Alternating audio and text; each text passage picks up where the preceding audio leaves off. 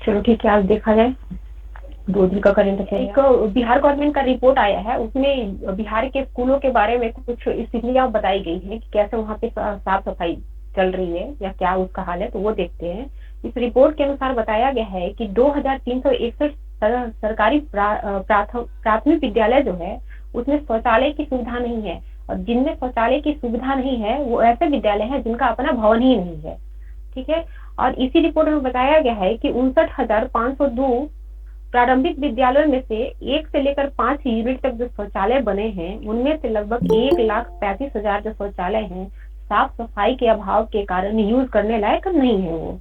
ठीक है। इसी में बताया गया है कि जो हमारा जो माध्यमिक और उच्च माध्यमिक स्कूल हैं लगभग वो 9,660 हैं, उसमें 1 से 5 यूनिट तक जो शौचालय बने हैं उसमें 13,000 शौचालय साफ सफाई के अभाव के कारण यूज करने लायक वो नहीं बचे हैं।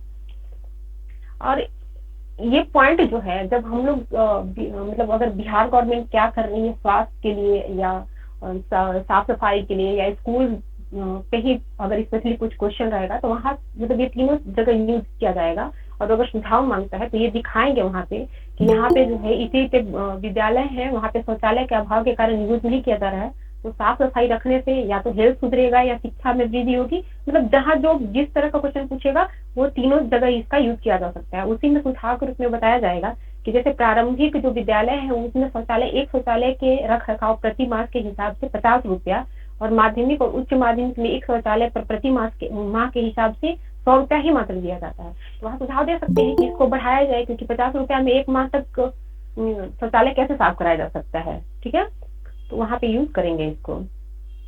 और ये जो शौचालय है अपने यहाँ जो स्कूल में बनते हैं उसकी जिम्मेदारी जो होती है अपने जिलाधिकारी पे होती है, उसका मॉनिटरिंग करने का सही हो रहा है कि नहीं हो रहा है। तो ये पॉइंट भी रखेंगे, हो सकता है पूछ देंगे लोग।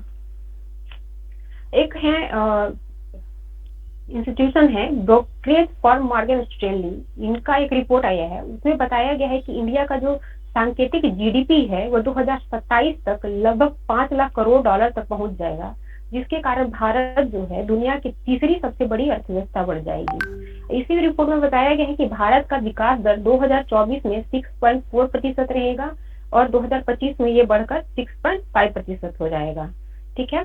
इसी रिपोर्ट में बताया गया है कि 2010 में वैश्विक विकास में भारत का जो योगदान था मात्र 10% था, जो बढ़कर 2022 में 15% हो गया है। और 2023 से 28 तक ये जो योगदान है इंडियन इकोनॉमी का वो बढ़कर 17% हो जाएगा। ठीक है। यानी कि जब ये तीसरी बड़ी अर्थव्यवस्था जब बनेगी इंडियन इकोनॉमी, तो इसका जो वैश्विक जीडीपी में योगदान होगा वो 17% हो जाएगा। ठीक है। और इसी में बताया गया है कि 2025 तक जो हमारा सांकेतिक जीडीपी है वो लगभग 12.4% के दर से बढ़ेगा, जो कि अपना जो चीन है, अमेरिका है, जापान है, यूरोपियन कंट्री है, उसमें सबसे बेहतर प्रदर्शन करेगा ये। यानी कि जितने भी डेवलप कंट्री हैं उनमें सबसे बेहतर प्रदर्शन इंडियन इकोनॉमी का रहेगा 2025 तक। ठीक है। एक है अपना साख नियंत्रण करने वाली एजेंसी है, उसका नाम है फिच रेटिंग। उन्होंने एक डाटा दिया है, उनके अनुसार भारत जो है वो मध्यम अवधि के आर्थिक वृद्धि अनुपात को 0.70% बढ़ाकर 6.2 हो जाएगा। ठीक है। यानी इनका कहने का मतलब है कि जो इंडिया की जो जीडीपी है वो लगभग 0.7% और अधिक ग्रो करेगी 2023 में, जो इनका पिछला डाटा था उसके अनुसार, और वो टोटल हो जाएगी 6.2। इन्होंने चाइना के जो रेटिंग है उसको 0.7% से घटाकर 4.6 कर दिया है। ठीक। और इन्होंने ये बताया है कि जो वर्ल्ड की जो 10 उभरती अर्थव्यवस्था है उसका जो डेवलप करने का जो रेट होगा वो मात्र 4% होगा। तो ऐसे ऐसे क्वेश्चन ये लोग पूछते रहते हैं किस एजेंसी ने क्या बोला है, तो ये सब याद रखना होगा। खासकर वो पूछेंगे कि कितना प्रतिशत बढ़ाया है, कितना प्रतिशत घटाया है, चाइना का घटाया है, इंडिया का घटाया है, इस तरह का ये डालते रहते हैं। ठीक है। एक जो पंजाब की जो क्रिकेट टीम है, ठीक है, वो बड़ौदा को हराकर पहली बार सैयद मुश्ताक अली ट्रॉफी T20 जीता है। ठीक। तो ये भी इंपॉर्टेंट हो जा रहा है क्योंकि पहली बार ये जीते हैं पंजाब की टीम ने बड़ौदा को हरा करते। ये भी याद रखेंगे आप लोग, पीटी का फैक्ट है ये। सही है। एक अपने हैं विदित गुजराती, इनका नाम है विदित गुजराती। इन्होंने पुरुष वर्ग की फीडे ग्रैंड स्विस शतरंज टूर्नामेंट जीता है। कुछ 2 दिन पहले मैंने बताया था कि महिला है, इंडियन ही है, जो इस टूर्नामेंट की महिला पुरस्कार को जीता है। उनका नाम बताइए कोई, परसों के क्लास में मैंने बताया था उनका नाम। फीडे ग्रैंड स्विस शतरंज टूर्नामेंट जीतने वाली महिला कौन है? नहीं याद है, सब भूल गए? आर वैशाली। ठीक है, ये दोनों इंडियन ही हैं, जो इसका पुरुष और महिला दोनों खिताब जीत चुके हैं। इसको याद रखिएगा आप लोग। एक श्रीलंकाई ऑलराउंडर है एंड्रू मैथ्यूज, इनके नाम पे वर्ल्ड का मतलब रिकॉर्ड बन गया है। आज तक ऐसा कोई नहीं हुआ था। ये जो है प्लेयर पहले प्लेयर बने हैं वर्ल्ड का। अभी तक जितने भी क्रिकेट हुआ है लगभग 150 सालों से हो रहा है, उसमें ये पहले ऐसे प्लेयर हैं जिनको टाइम आउट करार दिया गया है। इनका जो श्रीलंका का मैच हो रहा था उसमें जो अंपायर थे मराइन इरास्मस, इन्होंने इनको टाइम आउट दिया है। टाइम आउट समझ रहे हैं क्या कोई, क्या होता है ये? अच्छा ठीक है, बताते हैं। Yes ma'am, yes ma'am. जी बोलिए, बताइए क्या होता है टाइम आउट? उनको मतलब प्लेयर को बेस्ट टाइम दिया जाता है, और वो उस 2 मिनट का टाइम दिया जाता है। उस टाइम में मतलब वो उनको बैटिंग पे आ जाना उतर जाना होता है, और उनके अगर टाइमिंग उनके खत्म हो जाता है तो वो उनकी आउट की मान्यता दिया जाता है फिर। हाँ सही है आप, लेकिन इसमें थोड़ा सा सुधार कीजिए। जैसे एक कोई भी बैट्समैन आउट हुआ ना, तो ये है कि 3 मिनट के अंदर जो भी नया बैट्समैन आएंगे उनको पहला गेंद खेल लेना है। ठीक है, अगर वो पहला गेंद खेल लेते हैं उसके बाद कितना भी वो टाइम स्पेंड करें कोई मायने नहीं रखता है। अगर नहीं खेले और 3 मिनट से ज्यादा हो गया तो उनको टाइम आउट करार दिया जाता है। लेकिन ये जो अपना वर्ल्ड मतलब कप चल रहा है ना, मैम उसमें एज अ ये फर्स्ट घटाकर दो। हाँ बोलिए। एज अ फर्स्ट टाइमिंग की अगर वो कि अगर बेस्ट जो पहले वाली जो बैट्समैन अगर आउट हो गया, अगर जो नेक्स्ट हम्म वाली बैट्समैन अगर वो आता है, हम्म अगर जो वो जैसे क्या हुआ मैम कि उसमें भी क्या हुआ, अगर वो बैट्समैन जो खेल रहे थे वो आउट हो गए, उसके बाद वो जो नेक्स्ट बैट्समैन आए, उसके बाद में उनको वो उनकी हेलमेट एक भी गेंद ना खेले और उनकी हेलमेट टूट गया, वो हेलमेट चेंज करते में उनकी 2 मिनट टाइमिंग दिया था उन्होंने उसी वो टाइम में। हाँ। वो खेल सकते थे ना, एक बॉल खेल लेते तो उनको ये करार नहीं दिया जाता, बट वो टाइम ज्यादा बिता दिए। ठीक है, देखिए अब सुनिए कि ये जो नियम है वो 3 मिनट के लिए दिया जाता है, ये जो टाइम ड्यूरेशन है। बट ये जो वर्ल्ड कप हो रही है इसमें उसको घटाकर 2 मिनट कर दिया गया है। ठीक है, एक ओके बॉल मैम, उनको खेल लेना है 2 मिनट के अंदर ही। अगर वो नहीं खेलते हैं तो टाइम आउट हो जाएगा। तो ये ओके मैम, थैंक वर्ल्ड का, हाँ चलिए, ये वर्ल्ड का पहले प्लेयर ऐसे बने हैं। ठीक है, तो ये काफी इंपॉर्टेंट हो जाते हैं, इनके बारे में क्वेश्चन बनेगा ही बनेगा। ठीक है, तो याद रखेंगे, श्रीलंका के हैं ये। ठीक है, एंजेलो मैथ्यूज। चलिए देखते हैं कि बिहार के एमएसएमई सेक्टर पर कुछ रिपोर्ट आया हुआ है। इसमें बताया गया है कि बिहार का जो एमएसएमई सेक्टर जो है वित्तीय वर्ष 2018-19 से लेकर 2022-23 के बीच इस सेक्टर में कुल 76,437 करोड़ का निवेश हुआ है। ठीक है, जो कि काफी अच्छा है, इसके ग्रोथ में ये काफी हेल्प कर रहा है। साथ ही ये भी बताया गया इस रिपोर्ट में कि इस सेक्टर के लगभग 48 मतलब 38,057 करोड़ की लंबित परियोजनाएं जो थी उनको पुनः चालू कर दिया गया है। ठीक है, ये जो हम बता रहे हैं एमएसएमई सेक्टर से ना, तो इसको आप मेन में भरपूर यूज करेंगे जीएस पेपर 2 में। ये या तो फुल क्वेश्चन भी बना सकते हैं एमएसएमई पे, क्योंकि ये बना है 65th में, या अगर इकोनॉमी से रिलेटेड है, बिहार की इकोनॉमी से रिलेटेड है, तो वहां पे ये यूज होगा ही होगा, और ये देंगे, ये डाटा देंगे आप लोग। इसी रिपोर्ट में बताया गया है कि एमएसएमई एक्सपोर्ट प्रमोशनल काउंसिल और confederation of organic food producer and marketing एजेंसियों द्वारा ये जो है रिपोर्ट संयुक्त रूप से जारी किया गया है। ये नाम याद रखेंगे, एमएसएमई एक्सपोर्ट प्रमोशन काउंसिल और confederation of organic food producer and marketing agency दोनों मिलकर इस रिपोर्ट को जारी किए हैं। इसमें बताया गया है कि बिहार में लगभग 40 लाख एमएसएमई है, जो देश में एमएसएमई के मामले में 4th स्थान रखता है। ये डाटा भी वहां पे दिखाना होगा कि बिहार में एमएसएमई की क्या स्थिति है। तो आप दिखाएंगे कि जो टोटल कंट्री में एमएसएमई है उसमें बिहार की जो रैंकिंग है वो 6 है, सॉरी 6 है, हाँ ठीक है। और इंडिया का भी दिखाना होगा, तो इंडिया में बताना होगा कि टोटल जो एमएसएमई एजेंसी मतलब संस्थाएं हैं वो लगभग 6.33 करोड़ हैं, जिसमें बिहार की जो एमएसएमई है जो 40 लाख है उनका प्रतिशत हो जाएगा 5% लगभग। ठीक है, और ये एमएसएमई जो है अपना जो टोटल उद्योग है इंडिया में उसका लगभग 95% ये कवर करते हैं, यानी कि यहाँ पे जो भी उद्योग है उसका 95% एमएसएमई के रूप में है। ठीक है, और इसमें जो है लगभग 4300 से अधिक मूल्यवर्धित उत्पादों का उत्पादन होता है। तो ये इंडियन इकोनॉमी को बूस्ट करने में बहुत बड़ी हेल्प करती है। तो ये डाटा आप बिहार के इकोनॉमी में रखना ही है, क्योंकि इकोनॉमी से तो हर बार पूछ रहे हैं वो लोग, हर बार क्वेश्चन रहता है मेन में, तो ये डाटा जाएगा वहां पे। कुछ दिन आप लोग को बताए थे कि ये ढाका में जो है ये साउथ एशियन सैम्बो प्रतियोगिता का आयोजन हो रहा है। ठीक है, उसमें आपको बताया गया था कि रोहतास के भौरिक सिंह ने स्वर्ण पदक जीता था। तो उसी रिलेटेड ही एक और डाटा हुआ है कि जो इंडियन टीम वहां पे गई थी उसमें टोटल जो है बिहार से जो खिलाड़ी वहां शामिल हुए थे बिहार की तरफ से, उन्होंने टोटल 25 पदक जीता है। ठीक है, जिसमें कि 6 गोल्ड है, 10 सिल्वर है और 9 ब्रॉन्ज है। तो ये डेटा भी काफी इम्पोर्टेंट है पीटी के लिए। और इसी में एक चीज बताया गया है कि बिहार के औरंगाबाद के रहने वाले निखिल कुमार हैं, वो सैम्बो और कॉम्बेट दोनों प्रतिस्पर्धा में मिलाकर 2 स्वर्ण तथा 1 रजत यानी टोटल 3 पदक जीते हैं।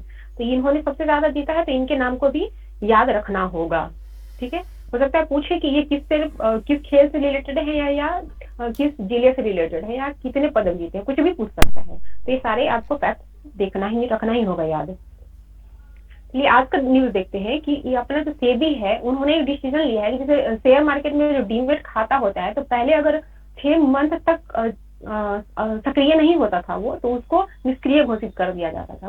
बट इस टाइम को बढ़ाकर उन्होंने 12 माह कर दिया है, यानी कि 1 साल में अगर कोई भी डीमेट अकाउंट से एक भी कारोबार नहीं होती है शेयर मार्केट में अगर 12 माह तक, तो उसको निष्क्रिय कर दिया जाएगा। पहले ये 6 मंथ था। ठीक है, और सुप्रीम कोर्ट का एक डिसीजन आया हुआ है कि बेरियम युक्त जो भी आतिशबाजी है अब उनका पूरे कंट्री में कहीं भी इस्तेमाल नहीं होगा। तो बताइए, पीटी का फैक्ट से आप लोगों ने पढ़ा भी होगा कि बेरियम के आतिशबाजी में किस प्रकार का रंग उत्पन्न होता है। लूसेंट तो आप लोगों ने पढ़ा होगा, उसमें तो ये हाईलाइटेड करके दे रखा है, इससे हरा रंग उत्पन्न होता है। और एस्ट्रांसियन से एक आतिशबाजी में जो कलर आता है वो गहरा लाल होता है। ये दोनों तो पूछते रहते हैं बार बार, फिर भी आप लोग को याद नहीं है ये।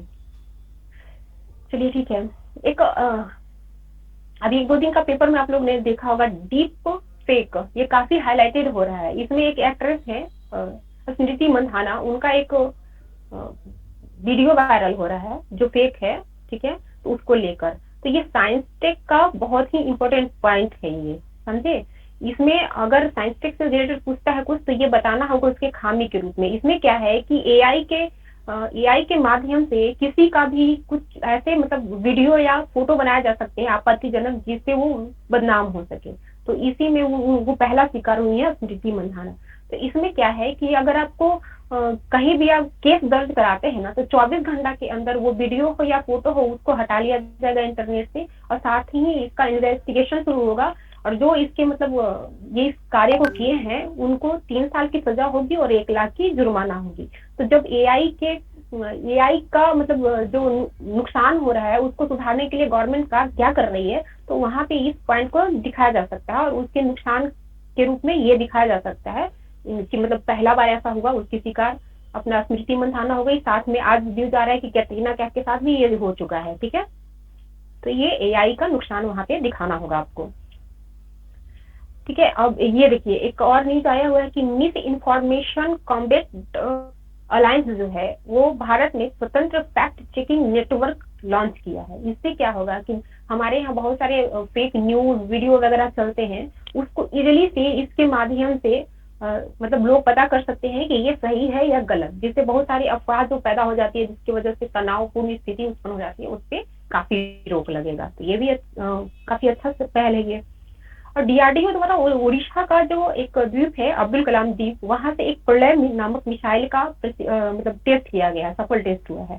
तो ये प्रलय जो नामक आधुनिक मिसाइल है, इसका जो रेंज है वो 150 से 500 किलोमीटर है और ये लगभग 700 केजी का वारहेड लेकर जा सकता है। इसकी खासियत क्या है, ये हवा में कुछ एक निश्चित दूरी तक जाने के बाद अपनी दिशा को बदल सकती है। ठीक है, तो काफी इंपॉर्टेंट है। जनरली क्या होता है कि मिसाइल जिस पॉइंट पे आप फिक्स कर दो, जिस डायरेक्शन में फिक्स कर दो, वो वही जाके हिट करेगा। बट प्रलय जो है वो डायरेक्शन चेंज करके भी हिट करेगा। ठीक है, आप इसको कंट्रोल कर सकते हो। और ये जो है ये जमीन से जमीन पर मार करने वाली है, और ये पृथ्वी मिसाइल जो पहले चल रही थी उसी के प्रणाली के आधार पर इसका डेवलप हुआ है। ठीक है, अब पोलैंड की है टेनिस प्लेयर ईगा स्वातिएक, इन्होंने जेसिका पेंगुअल को हराकर WTA फाइनल्स जीता है, और साथ ही नंबर 1 टेनिस प्लेयर का खिताब भी ये जीत गई है। तो ये भी याद रखेंगे, हो सकता है पूछ दें कि महिला में नंबर 1 टेनिस प्लेयर कौन है, तो ये है पोलैंड की ईगा स्वियातेक। और कल आप लोगों ने जो देखा होगा कि बिहार गवर्नमेंट के द्वारा ये जो जातिगत जनगणना कराई गई थी उसका आर्थिक सामाजिक डाटा जो है वो मतलब जारी किया गया है।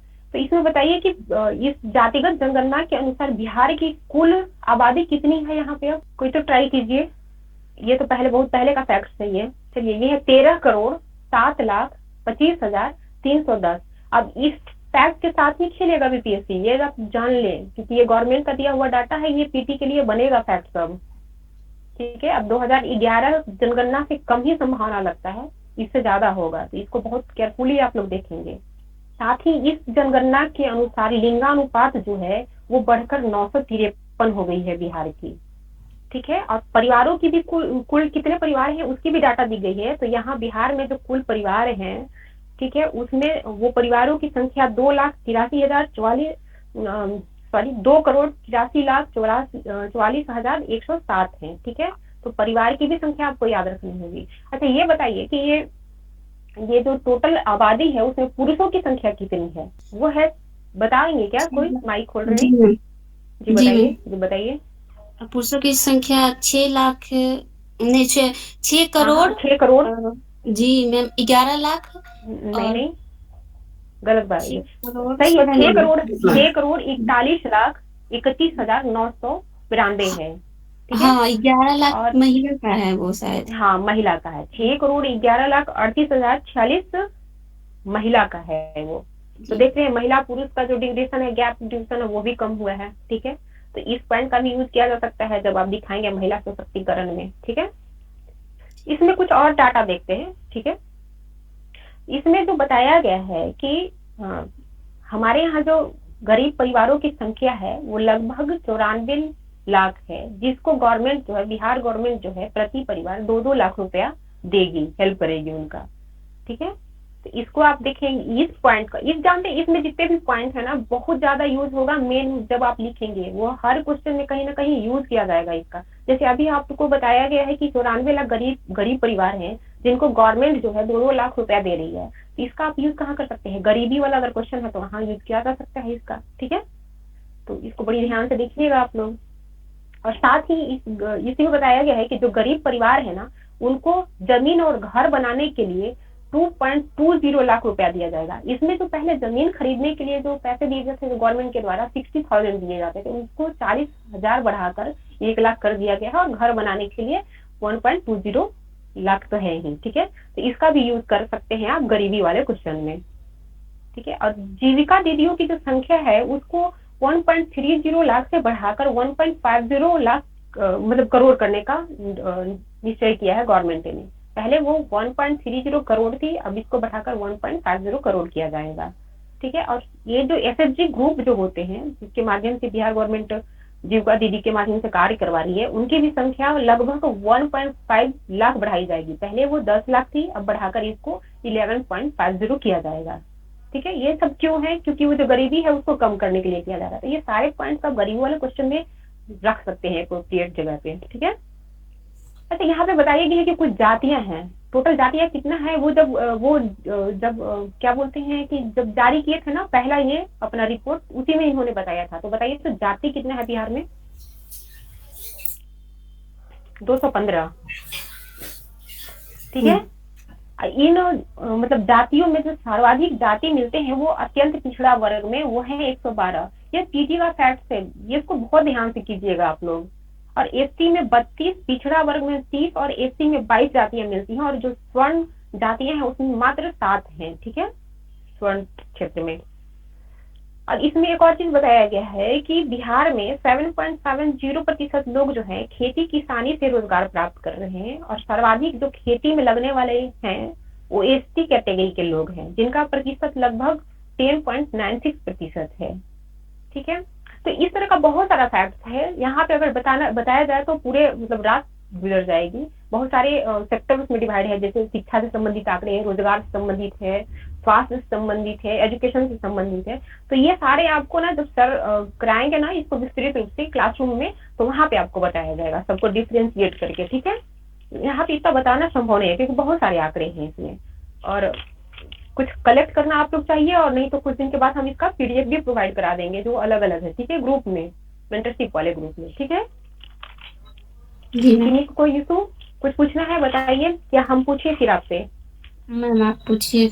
ना तो चलिए ठीक है। ये जो भारत आटा लॉन्च किया गया है उसका प्राइस कितना निर्धारित किया गया है सेंट्रल गवर्नमेंट के द्वारा? 27.5 रुपया। हाँ, पर और केजी। इसका उद्घाटन कहाँ से किया गया है? कर्तव्य इसका पथ।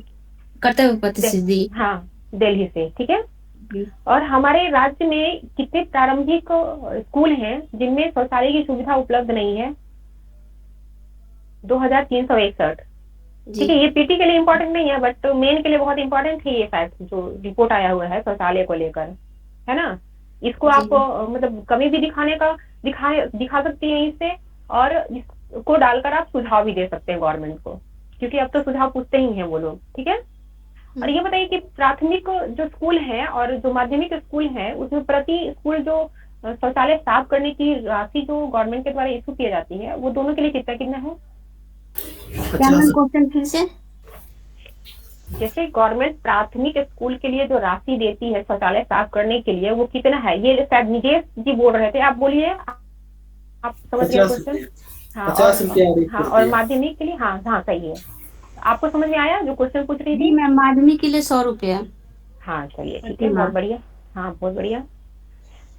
और ये ब्रोकरेज फॉर्म मॉर्गन स्टैनली के द्वारा जो बताया गया है कि अपना इंडिया जो है किस वर्ष तक दुनिया का तीसरा सबसे बड़ी अर्थव्यवस्था बन जाएगी? 2027।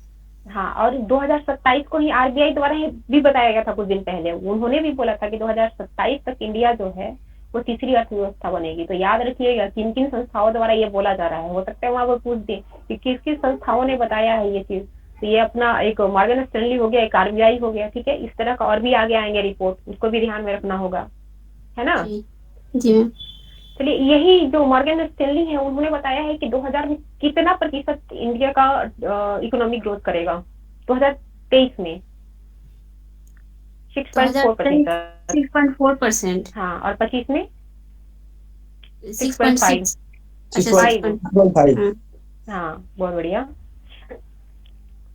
अच्छा, ये फिच रेटिंग जो है उनके द्वारा कितना प्रतिशत बढ़ाकर और कितना किया गया है वृद्धि अनुमान 2023 के लिए? 6.2 किया गया है और बढ़ाया गया है 0.7%। हाँ, और चाइना के इकोनॉमी के बारे में इन्होंने क्या अनुमान लगाया है वो बताइए? चाइना की इकोनॉमी के बारे में उनका घटा दिया है, 4.6% कर दिया है। कितना घटाया गया है उनके इकोनॉमिक ग्रोथ को? इकोनॉमिक ग्रोथ 0.7 ही। जितना इंडिया का बढ़ाया गया है उतना ही चाइना का घटाया गया है, ठीक है। ठीक है।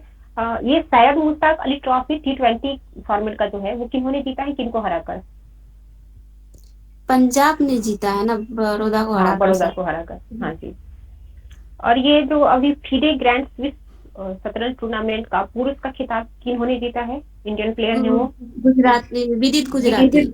हाँ, और महिला वाला किन्होंने जीता था? ये वैशाली थी मैम। बहुत बढ़िया। अब ऐसे आप लोग कंफर्म रहिए ना, इसको 2 दिन पहले बताया गया है, आप भूल गए आप लोग, ठीक है। ये काम नहीं चलेगा ऐसे, यूपीएससी देने वाले हैं, बहुत फोकस से पढ़िए, ठीक है। एक श्रीलंकाई ऑलराउंडर हैं जिनको टाइम आउट दिया गया है, उनका नाम बताइए? जी उनका नाम ये मैथ्यूज था। एंजेलो मैथ्यूज। हाँ, और इनको जो अंपायर इस तरह का आउट दिए उनका नाम बताइए अंपायर का? मराइस इरासस। हाँ, इनका भी याद रखेंगे नाम, अंपायर का भी, क्योंकि प्लेयर का तो सबको ही रख लेते हैं, अंपायर को भूल जाते हैं, ठीक है। तो बीपीएससी खोज के पूछ रही है क्वेश्चन कि कहाँ आप लोग भूलेंगे, किस पॉइंट को भूलेंगे, ठीक है। भूलना कुछ भी नहीं है, बहुत अच्छे से याद रखना है। और ये बताइए कि बिहार के जो सूक्ष्म लघु उद्योग है उसमें 2018 से लेकर 2030 तक कितने करोड़ रुपए का निवेश हुआ है?